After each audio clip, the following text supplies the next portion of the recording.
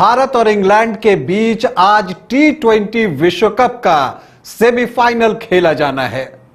भारत ने इस विश्व कप में ऑस्ट्रेलिया से वनडे वर्ल्ड कप में मिली हार का हिसाब चुकता कर दिया है और अब हिसाब चुकता करना है अंग्रेज टीम का, जिससे भारतीय टीम 2022 में सेमीफाइनल मुकाबले में हार गई। तो इंग्लैंड ने 2022 में एडिलेड में भारत को सेमीफाइनल्स के बाद फाइनल में जाने से रोक दिया था।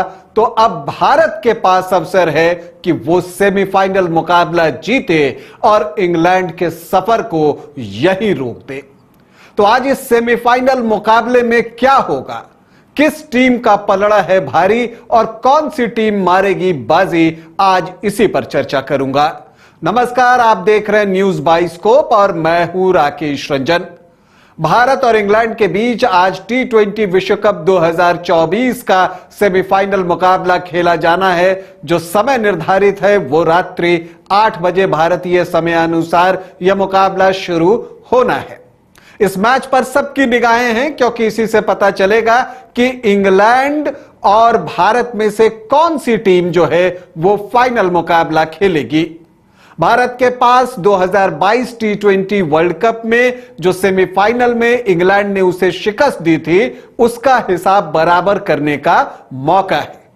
अगर आप T20 वर्ल्ड कप में भारत और इंग्लैंड के मुकाबलों की बात करें तो अब तक जो 4 मुकाबले हुए हैं उसमें 2 में भारत को जीत मिली है और 2 में इंग्लैंड की टीम को जीत मिली है। 2007 में जब पहला T20 विश्व कप खेला गया था तब भारत ने इंग्लैंड को शिकस्त दी थी और वो मैच हम सबके जहन में हमेशा याद रहता है, क्योंकि उसी मैच में युवराज सिंह ने स्टुअर्ट ब्रॉड की 6 गेंदों पर 6 छक्के लगाए थे। खैर, अब देखना यह है कि आज क्या होता है और हम दोनों टीमों की शक्तियों को परखने का और उसे नापने का जो है वो हम प्रयास करते हैं। हम आपको बता दें कि जो 2022 में T20 विश्व कप में सेमीफाइनल मुकाबला भारत और इंग्लैंड के बीच हुआ था, उस मुकाबले को मोइन अभी याद कर रहे हैं। जी हां, वो कहते हैं कि भारत एक अच्छी टीम है, लेकिन 2022 में भी भारत एक अच्छी टीम थी, लेकिन हमने अपने प्लान से, रणनीति से जो है भारतीय टीम को शिकस्त दी थी। मतलब माइंड गेम शुरू हो गया है। जबकि अर्शदीप सिंह इस बारे में बात नहीं करना चाहते, वो कहते हैं कि बहुत आगे की बात जो है वो नहीं की जा सकती। तो कुल मिलाकर माइंड गेम चल रहा है, लेकिन मैदान पर क्या चलेगा इस पर बहुत कुछ निर्भर रहने वाला है। तो देखिए, अगर भारतीय टीम को यह मुकाबला इंग्लैंड के खिलाफ जीतना है तो उसे कुछ चीजें करनी पड़ेंगी, उन्हें कुछ चीजों पर ध्यान देना होगा। अगर हम पहली बात करें तो देखिए, अगर आप इस T20 विश्व कप में बात करें तो जो इंग्लैंड का ओपनिंग पेयर है वो उस टीम के लिए रीढ़ की हड्डी है। मतलब कि जोश बटलर जो कि अंग्रेज टीम के कप्तान हैं, वो और फिल साल्ट की जो ओपनिंग जोड़ी है वो एक्सप्लोसिव ओपनिंग जोड़ी है। वो सामने वाली टीम पर चढ़ने का काम करती है और पहले बॉल से आक्रमण शुरू कर देती है।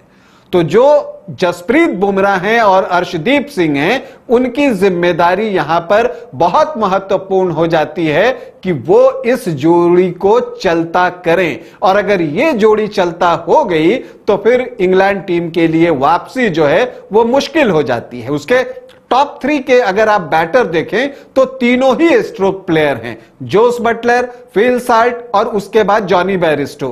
तो ये 3 खिलाड़ी जो है भारत के लिए खतरा बन सकते हैं और अगर इन तीनों पर अंकुश लगा लिया गया तब फिर जो है अंग्रेज टीम के लिए मुश्किल हो जाएगी। और अगर आप 2022 के सेमीफाइनल को भी याद करें तो उस वक्त भारत ने 166 रनों के आसपास का स्कोर किया था और इंग्लैंड ने 10 विकेट की जीत दर्ज की थी। वहां पर भी जोश बटलर जो है वो आपको जो है ओपनर की भूमिका में थे। तो ये जो टॉप के 3 बैटर्स हैं वो इंग्लैंड टीम की बैटिंग के जान हैं। तो यहीं पर भारत को हमला करना है। अगर अर्ली ब्रेक थ्रू जैसा कि अर्शदीप दिलाते रहे हैं इस विश्व कप में, अब तक 15 विकेट ले चुके हैं, अगर अर्शदीप और जसप्रीत बुमराह शुरू में अटैक करते हैं और इन 3 खिलाड़ियों को पवेलियन के रास्ते पर आगे बढ़ा देते हैं तो भारत भी फाइनल की राह पर आगे चला जाएगा।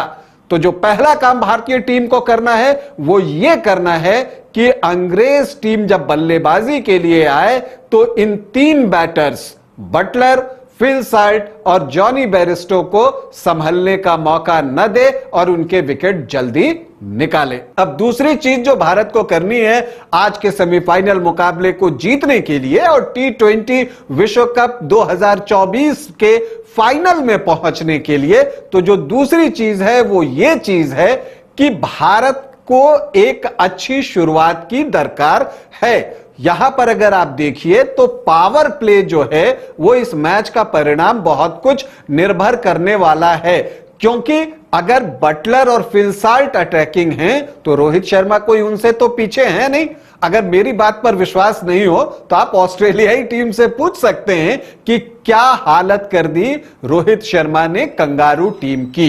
तो इसीलिए जो मुझे दूसरी चीज लगती है कि भारत को एक अच्छी शुरुआत की दरकार है। यहां पर विराट कोहली का फॉर्म थोड़ा चिंता का कारण जरूर है, क्योंकि यहां पर 6 मैचों में वो सिर्फ 66 रन बना सके, उनका स्ट्राइक रेट 100 के ही आसपास का है, लेकिन विराट क्लास हैं। और 2022 में जब आपको इंग्लैंड टीम से भारत का मुकाबला हुआ था तब जो है उन्होंने अर्धशतक जमाया था, तो एक उसी तरह की पारी चाहिए।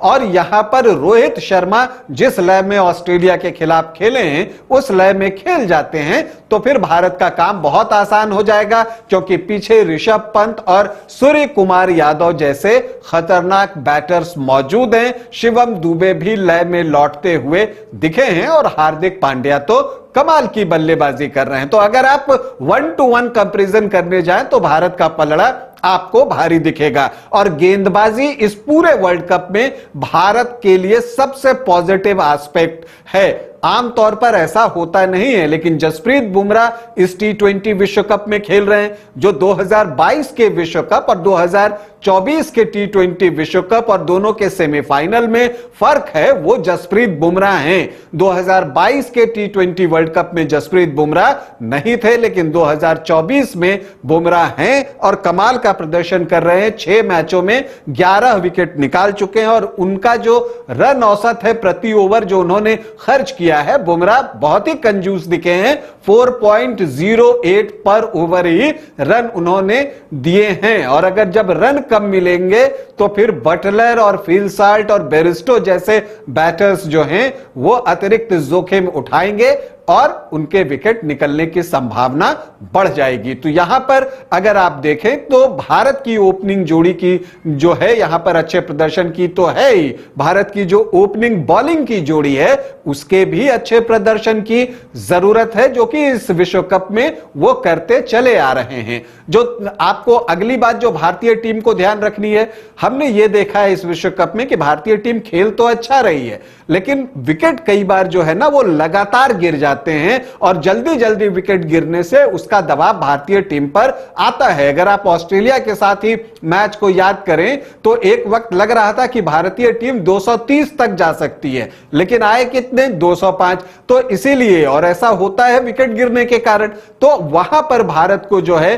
थोड़ा नियंत्रण रखना होगा और मिडिल ओवर्स में जो है वो गेम को चलाते रहना होगा, क्योंकि अगर विकेट आपके पास होंगे तब जाकर आप डेथ ओवर्स में जो है एक्सप्लोड कर सकते हैं। पिछले मैच में अगर आप देखें ऑस्ट्रेलिया के खिलाफ तो 5 ओवरों में जो आखिरी के 5 ओवर थे उसमें भारतीय टीम सिर्फ 45 रन बना सकी थी, और यहां पर जरूरत क्या है उससे ज्यादा बनाने की। क्यों 45 तब बनाई थी? क्योंकि भारत के विकेट गिर गए थे और आखिरी एस्टैब्लिश्ड जोड़ी क्रीज पर थी। तो इसलिए जो है भारत को डेथ ओवर्स में अपने रेगुलर अटैकिंग बैटर्स के साथ ही जाने की जरूरत है, और अगर ऐसा हुआ तो फिर भारत जो है एक बड़ा स्कोर खड़ा कर सकता है। तो अगर आप बात करें अंग्रेज टीम की तो वहां पर आपको जो है गेंदबाजी की अगर हम बात करें तो क्रिस जॉर्डन उनके सबसे सफल गेंदबाज रहे हैं। हालांकि वो महंगे साबित हुए हैं, लेकिन जो मेन थ्रेट है वो है आपको आदिल रशीद, कमाल के बॉलर हैं और उन्होंने जो है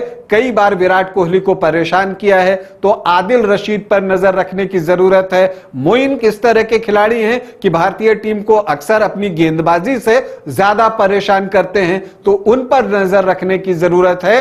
और जोफ्रा आर्चर भी टीम में आ गए हैं, ये उनके लिए एक अच्छी बात है।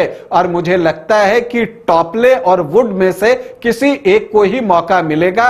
और चूंकि रोहित शर्मा का रिकॉर्ड जो है लेफ्ट आर्म फास्ट बॉलर के खिलाफ बहुत अच्छा नहीं माना जाता, इसलिए यहां पर टॉपले को टीम में शामिल किया जा सकता है। वैसे इस बात को मुझे लगता है कि ऑस्ट्रेलिया मैच के पहले ही कहना चाहिए, क्योंकि अगर मैं बोलूं तो मिचेल स्टार्क कहेंगे ये तो भाई बिल्कुल गलत बात है, लेफ्ट आर्म फास्ट बॉलर को तो रोहित शर्मा क्या करते हैं वो मिचेल स्टार्क से बेहतर और कौन जानेगा।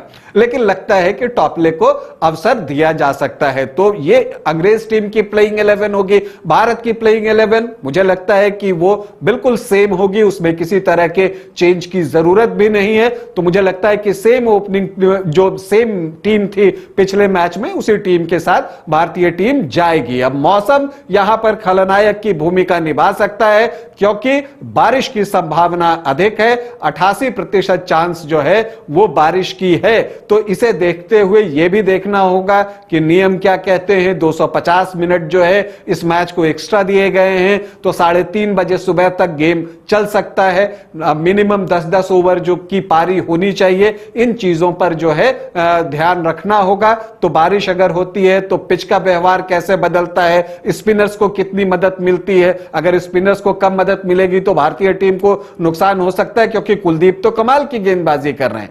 इंडियन बॉलिंग अटैक इस विश्व कप में किसी भी टीम के बॉलिंग अटैक से बेहतर दिखी है। और जब बैटिंग बेहतर है, बॉलिंग बेहतर है, तो भाई मैच किसे जीतना चाहिए? भारतीय टीम को। बस जरूरत यह है कि नॉकआउट में भारत का प्रदर्शन बहुत अच्छा नहीं रहता है, क्योंकि यहां पर आपको ना एक मेंटल नर्व भी दिखाना पड़ता है। तो जिस टीम की मानसिक दृढ़ता ज्यादा स्ट्रांग होती है, एज उसे मिल जाता है। लेकिन मुझे लगता है इस टीम में कई अनुभवी खिलाड़ी हैं और उसका लाभ भारतीय टीम को मिलेगा, और भारतीय टीम इंग्लैंड को शिकस्त देकर फाइनल में जो है अपनी जगह आरक्षित कराएगी। भारतीय क्रिकेट टीम को हमारी ढेरों शुभकामनाएं। अभी आपसे अनुमति चाहूंगा, इजाजत दें, नमस्कार।